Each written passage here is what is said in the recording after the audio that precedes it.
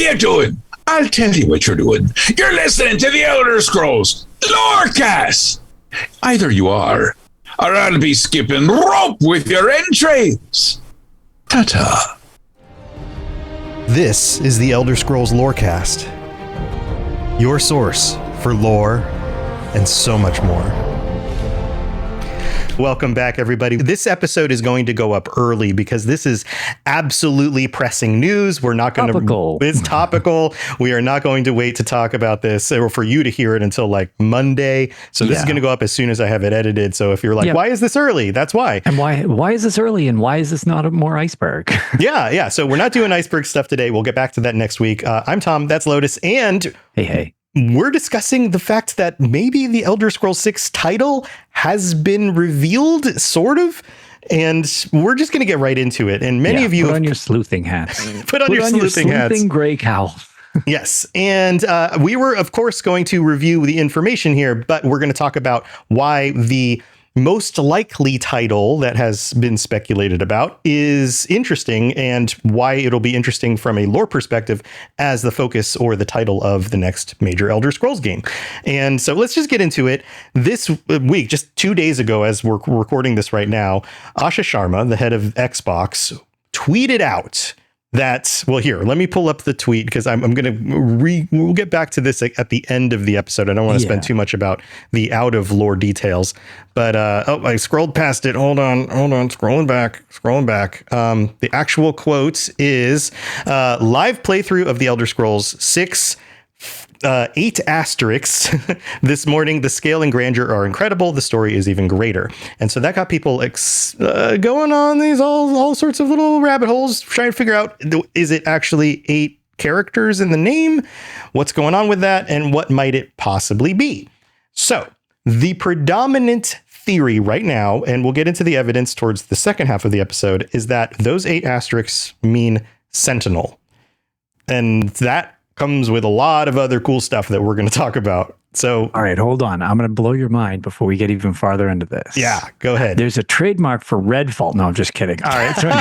It's Elder Scrolls 6 Redfall. Yeah. Do you remember when that was briefly a thing? Yeah. No. Yes. Just kidding. Yeah. Sentinel. Right. Sentinel. Sentinel is a lot of sense if you start looking into it. Yeah. So we're going to look into it and we're going to talk about why this makes sense and why this would be a really cool name and what it could potentially reveal about the next Elder Scrolls game.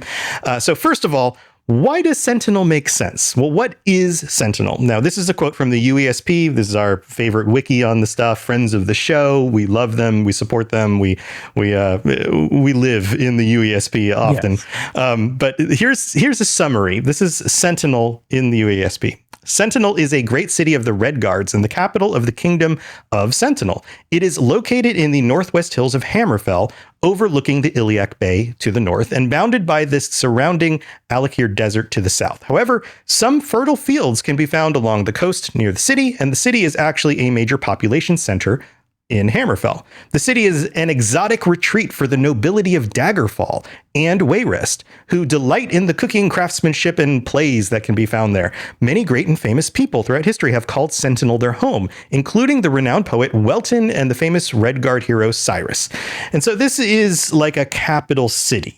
And if we're thinking about the names of Elder Scrolls games, we haven't really had a capital city as the name, unless you consider Daggerfall to not necessarily mean the region, but also or the city. Right. Also, just as a side note, Sentinel is a really cool name, in my opinion. That sounds both ominous and like, I don't know.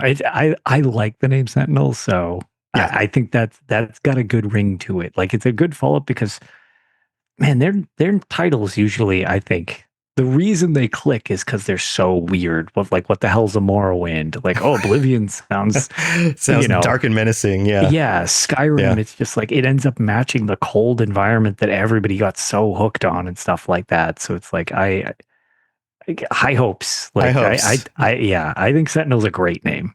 Yeah, and we'll get into some of the meaning behind it in a second. But another detail here is, and I've got a whole list of details, and some of these hold more weight, some of them don't.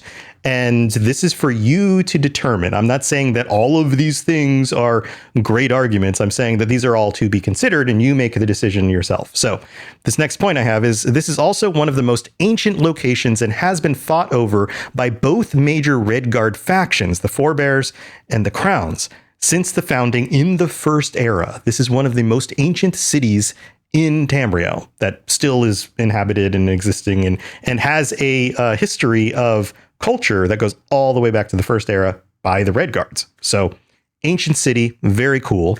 Any thoughts on that, Lotus? Again, it ties into like the whole, it's got such deep ties to the game, but we've never really done that much with it. So like, yeah, I love the idea that this is tying in oftentimes, we've talked about it so many times, of the dumbing down and the streamlining of stuff like this. And this is a callback to really old stuff. So like, I feel like that even in and of itself is a great hook to have with such a long-standing place on, with so much lore potentially there. And obviously, I mean, I assume we're going forward in time, but you never know. I suppose. I think so. That seems to be the trend of the major games. They all move forward, some more than others. Correct. Definitely some more than others for sure. Mm-hmm. So no, I just feel like this is a great spot that hasn't had its due come just yet. Right. And you could visit it in Daggerfall. You could visit it technically in Arena, although that was kind of a very different thing. And then it's also in ESO. Yeah, it is in ESO. But, I don't want to jump too far ahead, but it's just like also, it aligns with some things that we've been sitting on for the last, what anniversary are we on the trailer? 8 years? Yeah. So like, it aligns with some other stuff we're going to get into as well. Right. Okay. So talking about the lore stuff and why it's interesting and ancient, it also is very important to the Redguard and Redguard lore because it sits above the Impervious Vault. That's what it's called now. It wasn't always called the Impervious Vault, but that's the name now, which is said to house 3 Onsai wards, which contain the spirits of powerful Onsai warriors. Sounds kind of, if you dig into that lore, which we're not going to get into in depth today, but might be worth going back to. We've talked about some of this Redguard lore in previous episodes. Right. But we could do a deep dive on Sentinel theoretically. Like, yeah. Not this version of Sentinel where we're speculation, but like if you want one on Sentinel itself and its history. Right. And when we're talking about Onsai warriors, the spirits contained in these swords, think of like soul gems in the shape of swords. And what's cool about this is that these wards were originally designed to fight necromancers that were threatening the region eras ago, this long time ago. I have Oh, go ahead, Liz. Well, one thing I want to just mention before we get too far from it is the Redguard, which you can listen to our Redguard episode if you're interested in diving more into it. Redguards are staunchly opposed to the undead. Mm-hmm. However, with veneration of their ancestors, they can't essentially kill the undead if they can't fight them. They can't strike them. Yes. Correct, because that's dishonorable. Right. So there are sects of them that are outcasts because they fight undead, theoretically, assuming there are undead at the time. But as a result, they basically, in order to protect the rest of the Redguard, you need to accept that I'm just like, okay, cool. So I just need to basically be considered a dishonorable monster in my own culture in order to keep my culture safe. Right. And so that's why these were designed. In fact, I have the section of the UESP here that kind of explains the origin of these wards. Right. So it says, according to Redguard tradition, striking the dead carries with it a terrible curse and is considered an act of dishonor, like Lotus was saying. Because of this, fighting back against necromancy proved difficult. In response, 3 Onsai heroes, Majah, Radon, and Halela, I'm probably butchering that one, sacrificed themselves to protect the Alakir from the risen dead. As part of a covenant with Tuwaka, one of their gods, who we've discussed again previous episodes, they pledged their souls, and each Ansai channeled their spirit into the blade they wielded in life. These swords became known as the Ansai wards, and as long as the dead are consecrated in the name of Tuwaka, they could not be raised by even the most powerful necromancy.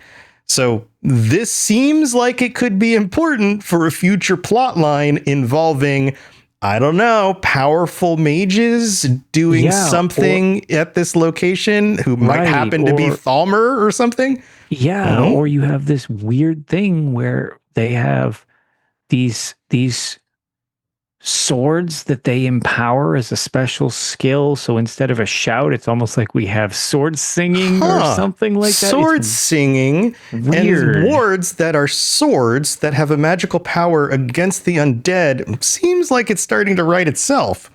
No, it's too coincidental. It's got to be something else. I bet it's Blackmarsh. It's probably Blackmarsh. Yeah, yeah, it's probably Blackmarsh. That's too many letters by one. It's Blackmarsh, but spelled incorrectly. It's too many letters by two.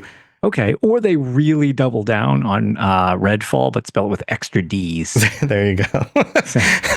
All right, more information. Ever since the teaser trailer dropped, like 8 years ago now, the Elder Scrolls community has been speculating that Hammerfell could be the focus of the next game. And the trailer specifically showed a rocky region that it includes things like what looks like maybe an old fort or castle. There's like maybe some sort of crater, and what looks like a bay or coastline on the right side of the trailer, which if we are looking west would be north, which would make sense if this was Hammerfell. And this is really cool. I've got some slides to share. I'm going to put this up on the screen. If you zoom in really far into the image to the point where you're looking at just pixels, there is a very low resolution white city on the bay. Now, coincidence, but that could be Sentinel right there in the little teaser trailer that's been around for 8 years. Sure could. There you go. So there, sure could. I mean, there's really just like, there's almost nothing more to say except like, yeah, I wouldn't even say it. I mean, it's definitely not. Oh, it absolutely is, but it's strong enough that it's like, I would say it's above like a probably and probable. Actually. Yeah. I mean, how many other cities have these white, the white buildings are exactly on a bay? There's probably some, but this kind of narrows it. It feels like it narrows it down. And that, and it again, aligns. That definitely looks, I mean, let's look it up. I gotta go back to it. Let's look at that. It definitely looks like a city. That doesn't look like a mistake. It definitely aligns with that screensaver from 8 years ago. Yeah. So we got that going on. Now, Sentinel is right on the Iliac Bay. It's effectively a parallel city. You could think of it this way. It's not described like this anywhere, but think of it like this. It could be like a parallel city to Daggerfall, because Daggerfall is northwest of Sentinel, and it's across the bay. So if the game is essentially a return to the regions we explored in Daggerfall, which could be the case almost 30 years ago, with a stronger focus on Redguard culture rather than Breton culture, Sentinel makes sense because it's a capital city. It's also on the Iliac Bay. This might be a very similar region as what we explored in the game Daggerfall. And without a doubt. Yeah. And you could argue that the game Daggerfall is named for the region or the city, like I mentioned before. So this parallels in a few different ways. You release the Elder Scrolls 2, Daggerfall, maybe it's more named after the city than we originally realized. Elder Scrolls 6, Sentinel parallels, they're guarding the bay. And that's the other piece of it, is that the word Sentinel basically means guardian, protector. Sure does. Right. And there are lore reasons for this. So the Isle of Belfiera is in the Iliac Bay towards its innermost point. So as you go into the bay, east of both of these cities, eventually you get to Belfiera. And you could argue that Daggerfall and Sentinel act as guardians or sentinels protecting the island and watching over the bay, which actually lines up with why it got its name in the Redguard lore when they either founded the location or took it from some of the Bretons who may have already been there.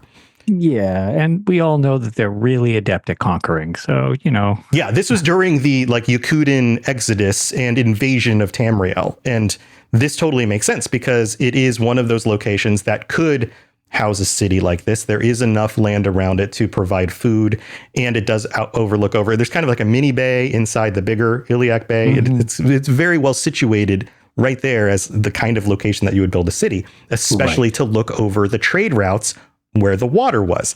And that's another thing, is that a lot of those Yakutin warriors, once they settled down in locations like Sentinel, had to become merchants. They converted because once there was no more warrioring to do, no more conquering, they had to trade.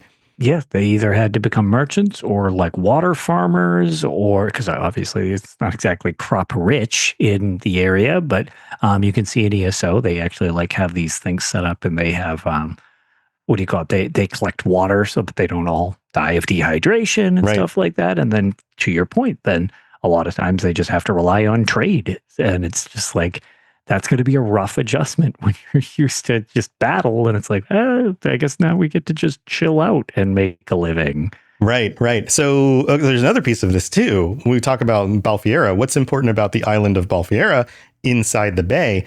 Well, that's where the adamantine tower is. And if you follow tower theory, again, go check the episode out. One of the things the Thalmor are doing is destroying towers. There's this trend across the games where they are destroying the towers. The towers have something to do with managing the realm, like the region around them. And there's some theories about how the destruction of those towers means that the Thalmor are getting closer and closer to their mission to reascend to godhood and destroy everyone else who's basically a human and getting in the way. Yeah. So gotta unmake themselves so they can get back to being little misty blobs. Misty blobs, right? So, but that again, it makes sense that you would name the game Sentinel if the plot of the game is defense against the Thalmor threat to the tower, which is inside the bay. Yep, that's exactly it. It's this is, we might have been more in a line of, this seems like the logical step for where we left off with Skyrim. It doesn't seem like such a catastrophic jump anymore. It's this impending war that we picked up on in Skyrim. Yeah, which we're about to get to. Lotus is you're literally transitioning to the very next thing we're going to talk about. That's why. It's this is sort of we need our conclusion, because Skyrim doesn't, on the surface, Skyrim ends with, hey, you stopped all the dragons. What Skyrim doesn't end on is a conclusion to the political problems currently happening. Right. Both with the Empire, but also the Thalmor, but also the metaphysical thing about the ending of the world not happening and all of that. Yeah. Yes. Yeah. It all kind of comes together. But so let's there's some hints from inside the games. This is something that happens, right? If this is true, then there must be hints. That's just the way Bethesda likes to do things. They love to drop these little tidbits. Right. Usually, they always kind of telegraph what they're doing, but sometimes it's funny because we'll get into it later. And we've talked about it before, but sometimes it's not even in the main series they telegraph it from. Sometimes it's from their other games. Right. Yeah. So let's go back to Skyrim. It's been 15 years, but let's go back to Skyrim. And with many of their games, there are plot lines that mention other locations, other kinds of things. And so any one of those things could be foreshadowing towards something. Well, if we look close enough at Skyrim, we get a few mentions of the Red Guard. We get a few mentions of Hammerfell. The one that is most pressing is the Night of the Green Fire. And this is mentioned by Legate Fassendil. We talked about this recently, actually. But here, let's get into it. What is the Night of the Green Fire? This occurred in the Firth Era 42, when the Thalmor attacked Altmer dissident refugees who fled persecution in Alinor and were living in the city of Sentinel in Hammerfell, specifically this city. According to a Legion officer, Legate Fassendil, claiming to be an eyewitness, there was an explosion of magic in the refugee quarter where Thalmor mages were attacking the Altmer dissidents, who in turn were resisting with magic of their own. Running to the scene with other legionnaires who were stationed there, the eyewitnesses found the entire refugee quarter a smoking ruin and that everyone had been slaughtered. This night appears to have been part of a broader effort by the Thalmor, whose agents were already harassing and possibly murdering refugees in Balfiera and Sentinel around this time. Notice the mention of both of those important locations. The victims were all of mixed blood and had associations considered to be, or the Dominion considered to be, unclean, which means mannish or beast races or something like that. So, and this comes from non-mer. Yeah, and this comes directly from the Legate's conversation in Skyrim, which we've talked about a few times. But here, there's other things. Like there's the whole quest line with the woman who was eluding capture by the other Red Guards. And was she an important person or not? There was that whole thing. But heck, even at the very beginning of the game in Skyrim, Lokir says, "Damn you, Stormcloaks. Skyrim was fine until you came along. Empire was nice and lazy. If they hadn't been looking for you, I'd have stolen a horse and been halfway to Hammerfell by now." So like he was the beginning of the game, a character was traveling to Hammerfell, or considered it in order to get away from capture, which seems to imply, hey, the beginning of the game is in Skyrim, but the next thing you're going to think about right now is Hammerfell. It's not the strongest evidence, but why not mention anywhere else? Why not Morrowind? Right. It's just, it seems like they're leading you in that direction of, there is a story of note that's taking place here. Why are you mentioning that if we don't plan to explore that? Right. And Exploding Owl says the Sadia quest, I feel, is a huge tell for the next game. Yeah, we talk about that as well. But you've all played Skyrim. Everybody knows these quests. So we're going to keep moving. And the thing is that they don't just, like Lotus said, they don't just drop hints in games in the same series. They crossover stuff. There's all sorts of fun little Easter eggs between Elder Scrolls and Fallout. And in the years between now, we have Starfield. And there are some things that show up in Starfield. Now, you can find a scroll holder. This is a fun little one. It's kind of one of those Easter eggs that looks inspired by the Elder Scrolls. Kind of looks like an Elder Scroll type design. And these exist in Starfield in different locations. But there is one specific location where you can actually find a scroll holder, and it is leaning up against a book. The book is Great Expectations. And there are some real world books in Starfield, implying that we have great expectations for the next Elder Scrolls game. So you get like that kind of stuff. This is just an example. Yep. That's not a Sentinel thing. It's just more of just like, hey, they're clearly aware of what they're doing. Yes. That's the point. They know you've been waiting. Right. So here, let's take a look at this. This one, when it came out, I didn't think it held a lot of evidence, but there's this little smudge on the inside of one of the ships. And the little smudge, when you look at it and just kind of turn it just slightly, looks like it's roughly the same shape of the Iliac Bay, High Rock, and Hammerfell. And it even includes at the bottom the little peninsula that comes off the bottom of Hammerfell and what looks like an island. Now, that island, maybe it's not exactly in a location where there are islands on other maps. If we dig into the other maps a little bit, we can see that maybe it's representative of the chain, which is like 3 islands, or Stras Mackay, or Hearn, or Caspar. Like it could be one of those islands, or maybe it's just simply representative of islands off the coast, which might be in the game. Right. So I didn't feel like that one was super strong evidence when it first came out. I was like, because you know how it is. Like you can look at the clouds and you're like, oh, there's a face. And it's because psychologically, they've proven this is what human brains do. If we see something that looks random, we try to make it fit a shape for our brain. Yes, we try to make a connection. Sometimes we find them. Other times we make them up. Right. And yeah, sometimes there's actually a connection. This is just the way our brains work. We look for patterns and things like that. Yep. But there's even stronger evidence from Starfield. And this is it right here. I'm again putting this up on the screen for anybody who hasn't seen it. In the character creator, there's an employee number at the bottom of the screen. And if you divide it up into roughly every 2 digits, you get 19, 05, 14, 20, 09, 14, 05, and 12. And if you connect those to the alphabetical alphabet letter that like, for example, the fifth letter of the alphabet is E, then you get, if you alphabetize them, then you get Sentinel. So that doesn't seem coincidental. I mean, what is the chance that you line up that many letters and they can translate into any word that actually makes any sense? That one, yes. I mean, that one is kind of wild that has popped up. That one, to me, one, that somebody caught that. Mm-hmm. But that one is kind of wild to me because, to your point, you can make, I always think those are funny when they have like the goofy math ones. It's like, oh, well, 7 plus this divided by this, blah, blah, blah. And look, and it spells USA and we're the best, like, or something stupid like that. Right. This one is like, this actually doesn't take much of a stretch. I mean, granted, it's hidden in plain sight. Yeah, but I bet if you took any other numbers that show up in that game, 99% of them don't actually make a word that makes sense. That's my point. Is like it's kind of odd that would line up exactly along with this other stuff if there wasn't something to that. It's just, that's pretty wild to me. So I don't know. I think that one might actually.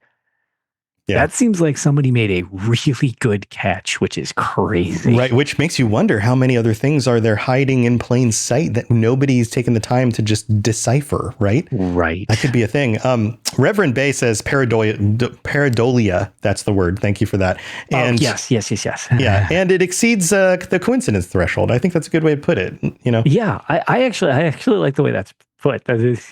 Sees the coincidence threshold. I like that. Right. But it totally does, because it's sort of just like, wow, that would almost be, if that doesn't end up the case, that is seriously one of the most wild coincidences that I've ever seen. Yeah, whoever found that should be like playing the lottery, right? Like that is ridiculous. Yeah, no kidding. Right. So, okay. So this seems like some pretty good evidence. Some of it's a little more circumstantial. Some of it's a little bit more obvious. Some of it's a little bit, I don't know, breaks the coincidence threshold, as Reverend says. Yeah. So, okay. So let's discuss, why did this even come up to begin with? Because I feel like the final nail in the coffin has yet to be revealed. First, we talked about Asha, and she again says, live playthrough. Here, I'll put it on the screen this time. Live playthrough of the Elder Scrolls 6, 8 asterisks this morning. The scale and grandeur are incredible. The story is even greater. And Lotus and I discussed this a little bit before the episode. That feels like something marketing threw together for her to say. Yes. Not, and I'm not throwing her under the bus. This is the way corporate stuff works. Sure. The way this plays out in my head is she calls up Todd Howard and says, hey, Todd, Elder Scrolls is a big priority for us. We need to be doing more to market it. We need to make sure people know that it's still coming and keep the excitement going. What can we do to market it? And Todd's like, well, I've got some ideas. Here, I'll get my marketing team on that. We'll throw you some ideas. And then one of them is, hey, on social media, we should give people these little hints. Here's one of the little hints. We'll put together a post that you can share after you come visit the studio, the next week when you come on over, and we give you a glimpse of the game. Yep. You can tell everybody how great it is, but also drop this little thing. Right. And then we'll follow up with what they did, the Bethesda account. I think it was the Bethesda account or the Elder Scrolls account on Twitter. There's a few of them. Yeah, I think it might have been the Bethesda account. I don't remember off the top of my head. I was looking at it at work. Yeah. And well, they responded. And my first thought was, well, that's like, people started assuming, okay, 8 asterisks. People are assuming that those absolutely represent 8 actual letters. But that doesn't have to be the case. Sometimes people just use asterisks to mean just random stuff. Yeah, more often than not, if you ever see me tweet and I have like asterisks or something like that, it's because I just hit it a certain amount of times, not because I counted. Right, not because you counted. But then the main Bethesda account responded with the same number of asterisks, which either is coincidental, it was either copy pasted and it was somebody just taking the easy route to say the same exact thing roughly, or it was intentional in order to give another little nod, a little wink at like, there are 8 letters, everybody. Mm-hmm. And so that seems a little bit more like, okay, this seems intentional to me. But then we get the nail in the coffin, because everybody's responding to this, right? Everyone's sharing it. It shows up on Blue Sky. It shows up on Reddit. This is going everywhere. And the official account for Michael Kirkbride, who comes up on the show all the time because he's one of the main guys who put together large amounts of lore. Yes, and some of the most creative stuff we have in the series. Right. And who left the company 25 years ago, 24 years ago. Yeah, 24? 2002. Splitting hairs at that point. 24 years ago, 2002, responds to somebody who everyone's guessing. They're like, oh, maybe it's Dominion, or maybe it's, whatever. There's lots of different guesses. Somebody guessed Sentinel, and he responded simply, yup. That was it. Just yup, from his official account. So the question then still remains, does he know for sure? He doesn't work there and hasn't worked there for 24 years. Yes, he's been removed from the scenario for a very long time. Right. So, but I have a theory. You want to hear my theory, Lotus? Yes. So you and I talk about this a lot. When we went back and started digging into Daggerfall books and that lore and some of the stuff from Morrowind, we went through that kind of period about a year ago. One of the things we really started to notice is that so much of the lore from Daggerfall forward was clearly laid out. And we're talking Morrowind, Oblivion, and Skyrim. So much of that stuff was already seemingly set up with little hints and little foreshadowing all the way back in Daggerfall. Yes. And if you need to, I'm sure we've discussed it on the show, but if you ever need to verify for yourself that this is true, one of the opening cinematics, which is still one of my favorite things, is that if you look when the book slides out of the shelf on the in the FMV to Daggerfall, you can actually see the fourth, I believe, it's Daggerfall that I'm thinking of. The fourth book you can look at, and it's Oblivion. Right. Yeah. So this is like, you don't have to take our word for it. You don't have to go and like read forums and, do all these deep dives because you're a lunatic like we are. This, you literally can just look up the video for the opening cinematic, or plug to myself. You can go to my channel and watch the opening thing before I get my face bashed in for playing Daggerfall for 50 hours. And the opening cinematic, you can see the titles on books. Now, it doesn't go so far that you could see like this one necessarily, like that. That would be pretty funny, but it's they have foreshadowed this for so long. They've had a plan. Yes. Which is, obviously things have changed over the years and stuff like that, but it doesn't seem like this plan has ever deviated so much as the large strokes. It's like the little details have changed, and things like the minutia is always changing. Right. Like Cyrodiil not being a jungle anymore, that kind of stuff. Those details change. But the main bullet points thing to this series are kind of there. Yeah. So that would mean somebody like Kirkbride would already know the title for this game and the broad strokes of the plan for the way the story's going to work. He probably knows the title for the next game. In fact, if you are somebody who is on the writing team, the lore team back in Daggerfall, when they decided that this was going to be a series, it was successful enough in order to plan out. We're no longer going bankrupt. Right. Yeah, we're no longer going bankrupt. We're gonna, especially by Morrowind, in which he still worked on. That yes. We need to make sure that we have a plan for exactly how many games we're going to do and when the series is going to end. What is the climax to the whole thing, and how will it all work together? And that's smart to do. It's something that showrunners have learned to do. I mean, look at the X-Files. You have a show like the X-Files and they're like doing great, and then they run out of story, and then they just keep the show going, and everyone's like, this isn't as good as it used to be, guys. It starts because it's obvious that they're writing the show as they go, as opposed to having an endpoint direction, and they're working toward getting there. Yes. Yeah. So that would be the smart way to set this up, which means that Kirkbride would have been aware of that. And he has been, the rumor is that even when they were working on Skyrim, he was brought back in, not as a full-time employee. No, but he's been around. But as a contractor, as somebody who was like answering questions about the lore and that sort of thing. And what I wouldn't give for that to be the ultimate surprise, to have him like actually be like, again, because we know so little like concretely about the Elder Scrolls 6. How cool would it be if it's like, oh no, he's actually been like massively involved again this whole time. And it's just like, and he basically was allowed to take like, okay, we're allowed to talk about this. Can I just like nobody even knows I'm working on this. People are going to speculate like, oh, it's going to create buzz. They're going to do podcasts about this if I say yup. Yeah. So it's like, I can say next to nothing. People might not even know that I'm working on it. And this will stir up the deep lore nerds. And then that's going to populate all over social media. So then casual, not in a demeaning way, but non-psychopath people that enjoy this series will start noticing all these people diving into it. And if they look into it, it's like, oh my God, all these people who devote so much time to this have all found these things and blah, blah, blah. And like you said, it just becomes a marketing freight train. Right. The flip side of that would be maybe he's not involved, but it's been 24 years and he's probably not under NDA. So he can say whatever he wants. So that was the other side of the coin that I was actually going to say. It could be either one. Or he's just like, screw this. I don't give a crap. Like, yeah, no, that's it. That's the one. You got it. Nailed it. Right. Like, hey, this is fun. No vested interest whatsoever. Right. And now he can that's essentially just like, okay, I just like lit a bag of firecrackers, threw it into the room, and now I'm just going to watch how people react to it type of thing. It's absolutely. Like, I have literally nothing to do with this. So I'm just going to say, yep.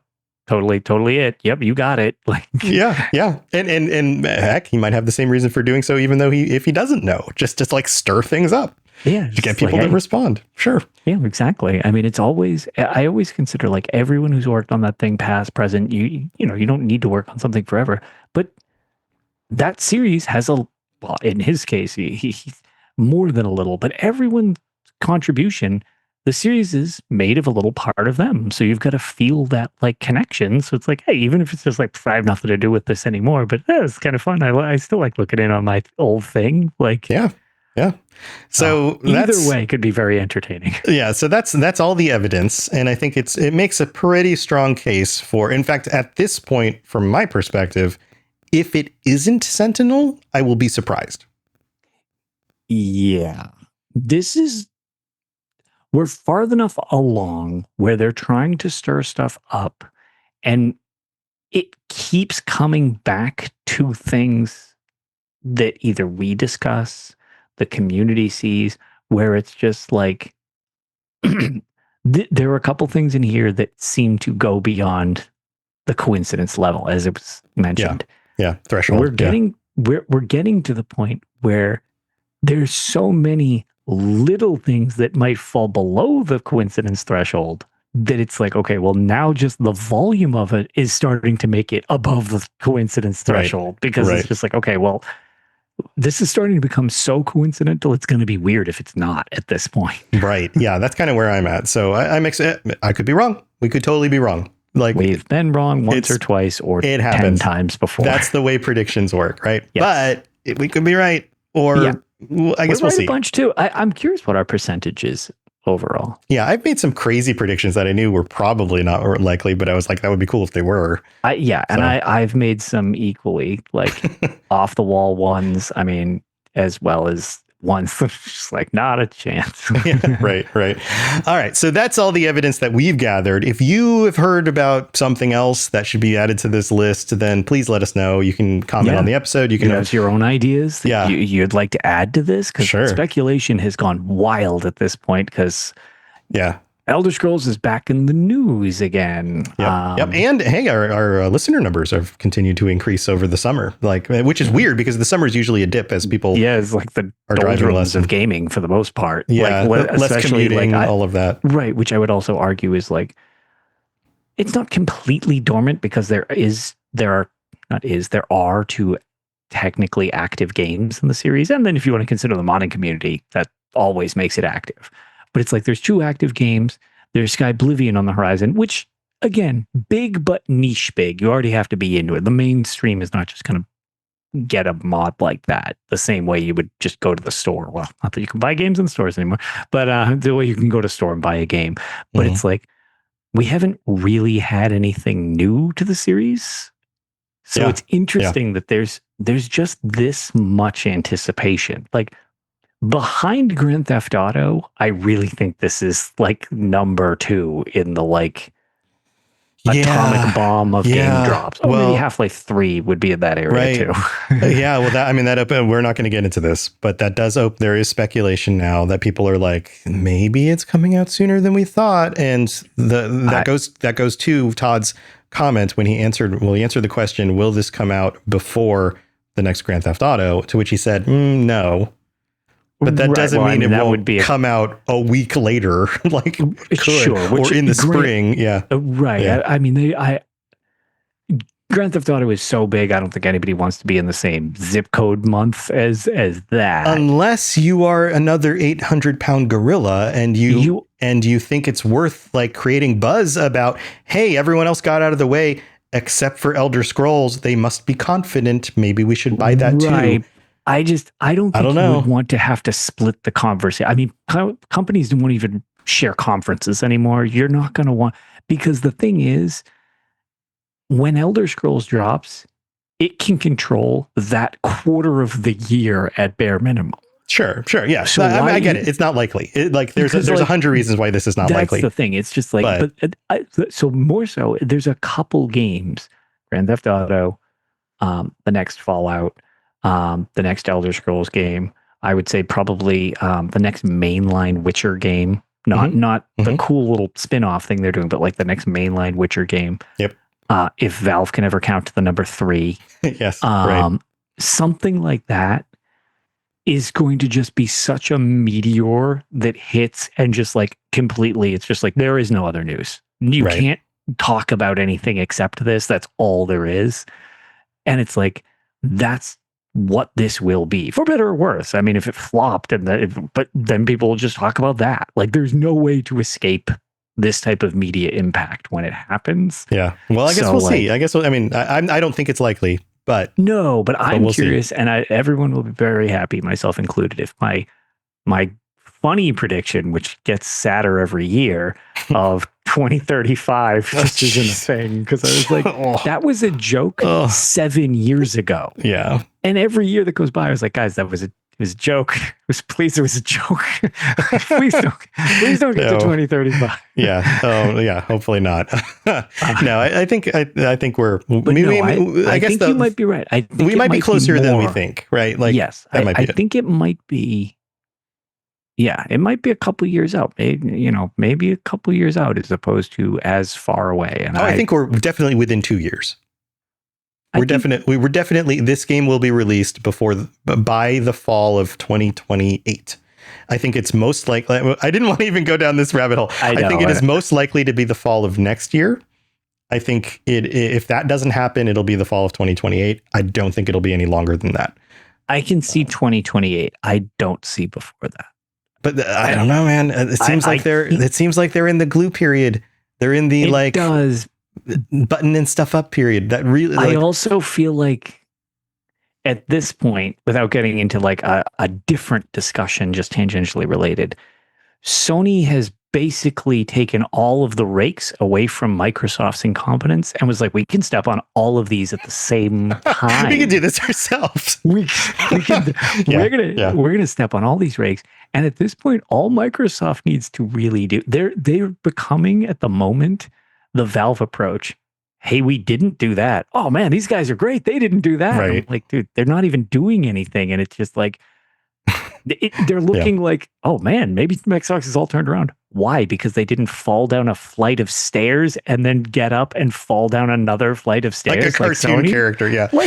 I'm like, all they're not doing is just lighting new fires. So it's just like, man, now that they can pull hype too, well, Sony's just like, no, please stop mass unsubscribing from our thing and all this stuff. So it's like, this is the time to strike with this type of stuff where it's like, hey, look, we've got franchises that you're waiting for. Like, come on back. Yeah. I'm on the come on back idea. I mean, I'm still obviously very skeptical of some of their stuff, and I'm not really loyal to Megacorps, but I don't know. They definitely seem like they've got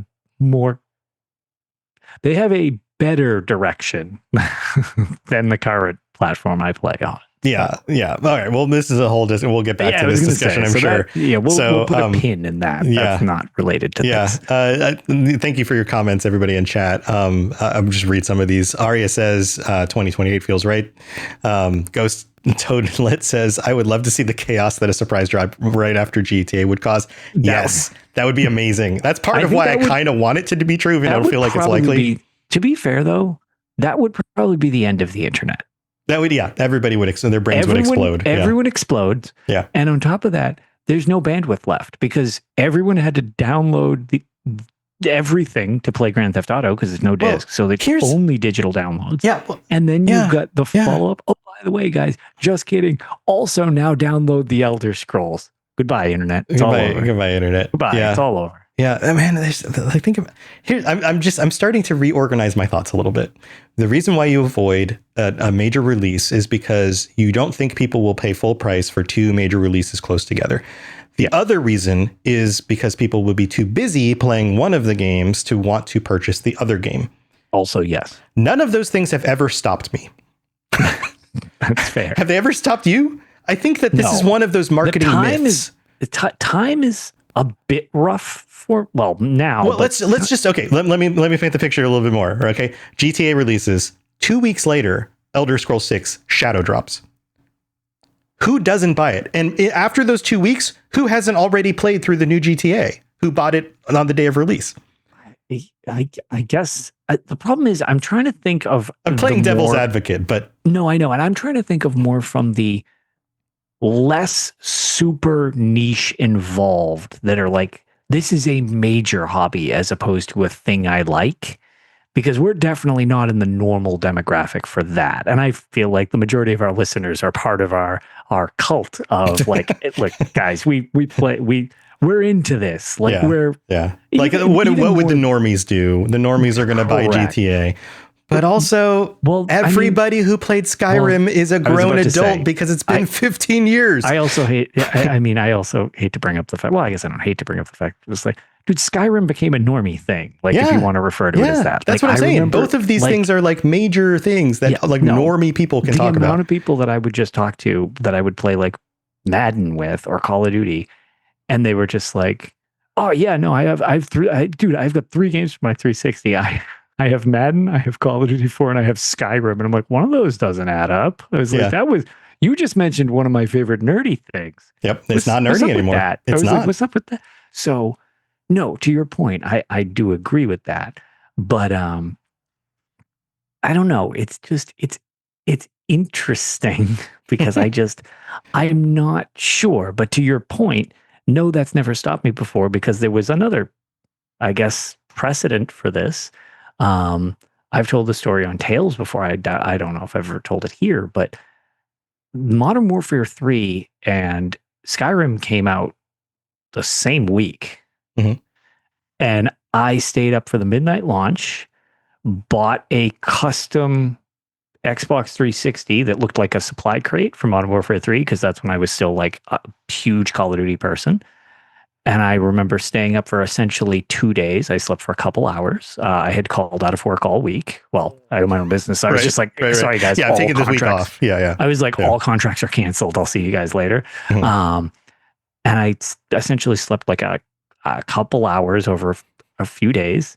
And then I went to go visit my buddy, Vinny, who people will maybe somewhat soon actually become acquainted with for... Hint, spoiler, like secret nudge. Yeah, side project. Mm-hmm. I went to go visit him in another state where he lived, and we went to a different midnight lunch where I then bought an overpriced version of a plastic statue that's looming above me.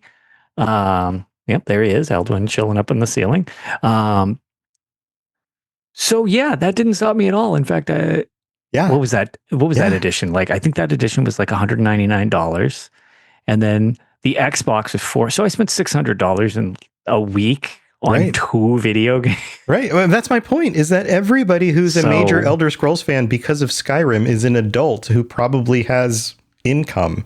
Yeah. Like, you're going to buy the things that you want to buy because you're an adult. It's not like you're a kid who's waiting for Christmas. Even if you don't even play it that much, you're going to buy the thing. You're going to buy the thing even if you only put 20 hours into it. Yes, absolutely. Like, that's just the way it's going to work. And I don't know, it would create buzz. I don't know. We need to move on because this wasn't planned to be a speculation. This was a tangent that kind of spiraled into a much bigger tangent. Yeah, but anyway, let us know your thoughts on all of that stuff. We're going to take a quick break. We've got to thank our patrons, and we've got a random UESP page, so don't go anywhere.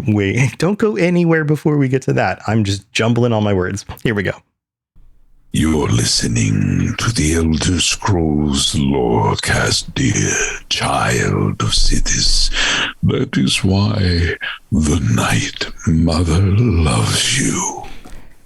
All right, if you've been listening to this show and it helps you get through your workday, or it helps you, I don't know, at the working out or gardening, or whatever your hobbies are, and you like to listen to things while doing other stuff, and you like to support the show and keep it going, head over to Patreon, patreon.com/Elder Scrolls Lorecast. You can be like Willa or Kiora, who are our newest members. You can sign up, you can get ad-free episodes, you can join us for patron chats. There's all sorts of other stuff you can get, and you can get shout outs every week like our Daedric Princes, Kira C, Blinding Vision, Hircine, Peter R, and Mintaka. Thank you so much for your continued support.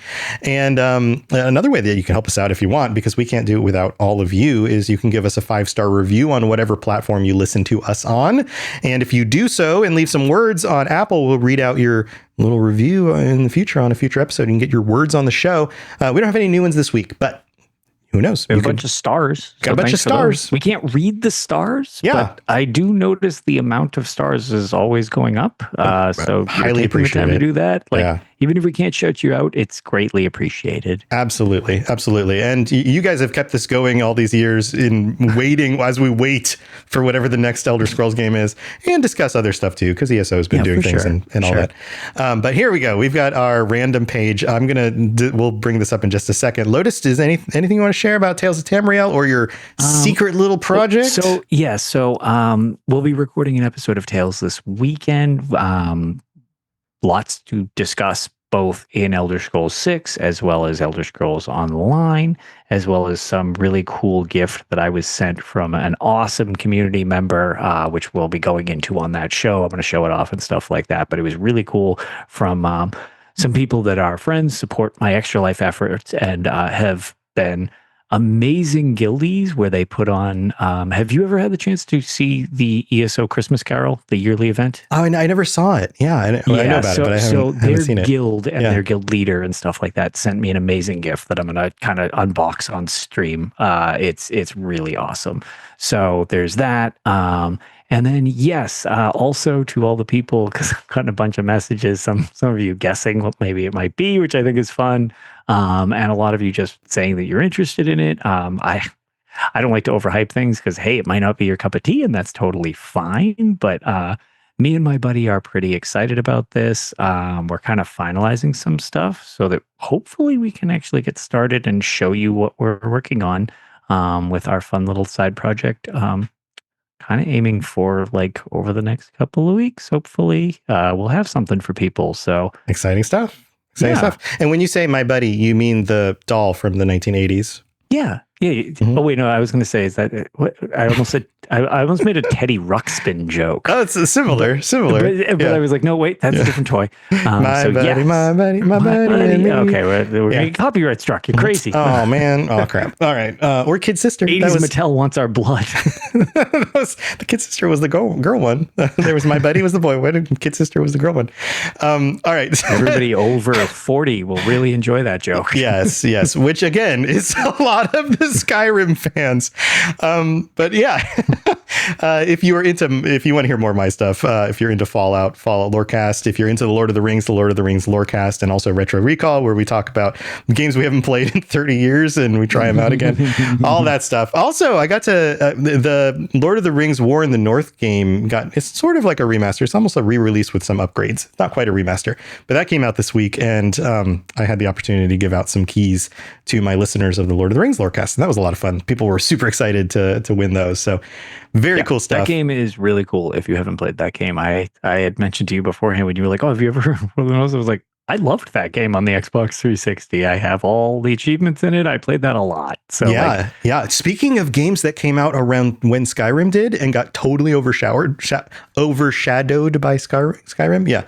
That was one of them. Was that nearby? Yep. I didn't remember the release time frame. 2011. Yep. People, they would have probably sold more had Skyrim not existed, but woof. Yeah, that's rough. At least that seems to be the prevailing thought. But again, we just debated why that sometimes doesn't even hold up. But anyway. Or it turns out that all it did by re-releasing now is that's Sentinel comes out next week, just to bury it again. There you go. Oh my God. That would be amazing and terrible all at the same time.